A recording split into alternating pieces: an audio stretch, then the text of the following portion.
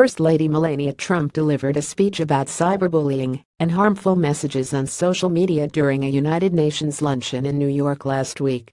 "We must teach each child the values of empathy and communication that are at the core of kindness, mindfulness, integrity, and leadership, which can only be taught by example," she said. "As adults, we are not merely responsible, we are accountable." Trump herself immediately became the target of online harassment over the dramatic pink dress she wore to the luncheon.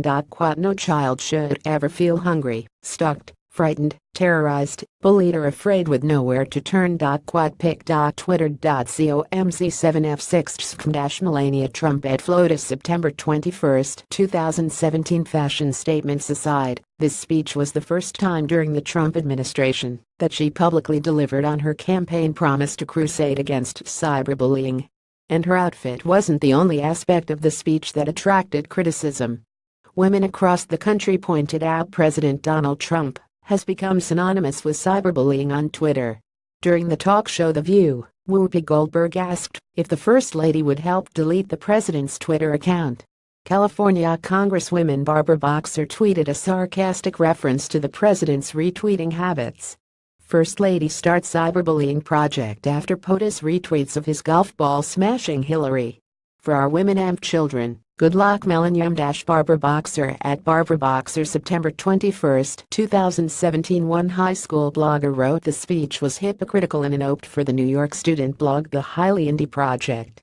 "She might care deeply about the issue and America's students," the anonymous student wrote.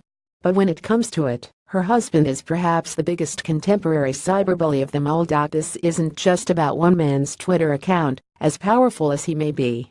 Data analysis proves the president's insults and online behavior directly correlate to waves of online harassment against the Trump family's critics, especially women like journalist Megyn Kelly. A study by the Southern Poverty Law Center in 2016 showed the presidential election appeared to inspire a surge in underage bullying related to students' race and ethnicity. PolitiFact pointed out it's a lot harder to prove causation in the case of student bullying, unlike the Twitter rampages. Yet even without her husband's dubious reputation, Trump herself has a history of ignoring the online harassment directed at her critics.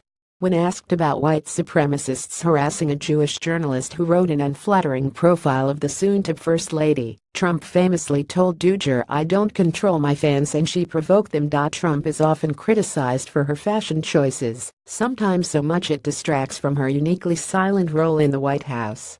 Cyberbullying, her chosen social cause during the Trump administration, is an issue that impacts around 21% of American teenagers, according to student surveys by the Cyberbullying Research Center.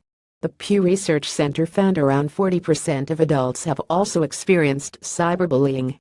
Across both demographics, young women are most likely to be targeted by online harassers, especially African Americans. Trump's speech did not mention any specific trends, solutions, or behaviors related to cyberbullying. Aside from the UN speech, there haven't been any hints as to how Trump plans to continue her anti-bullying campaign.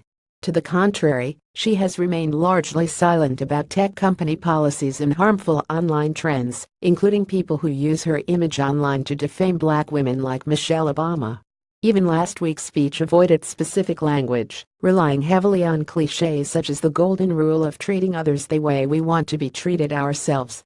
Measuring Trump by her own advice to lead by example, so far the First Lady's approach to combating online harassment is to ignore it.